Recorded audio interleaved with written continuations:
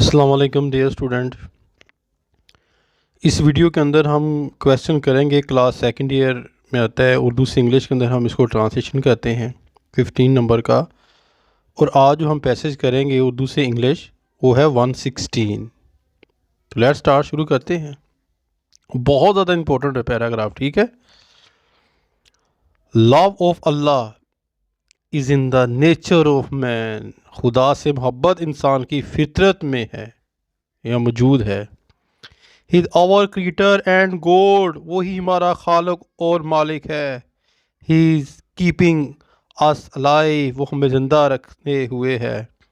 He will kill अस, वही हमें मारेगा। He is the great merciful and forgiver, वो बहुत रहम करने वाला और माफ़ करने वाला है। We ought to carry out his orders, हमें इसके अहकामात की तामील करनी चाहिए।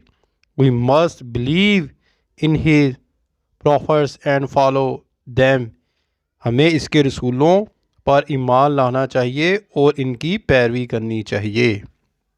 ठीक है, ये वाला पैसेज है, काफ़ी इंपॉर्टेंट है। आपने कोशिश करनी है इसको अच्छे तरीके से आपने इसको याद करना है। अपनी दुआ में याद रखिएगा। इंशाल्लाह ताला जल्दी मिलते हैं नेक्स्ट जो है वो पैसेज में। फ़ी मानिल्लाह। अस्सलाम वालेकुम।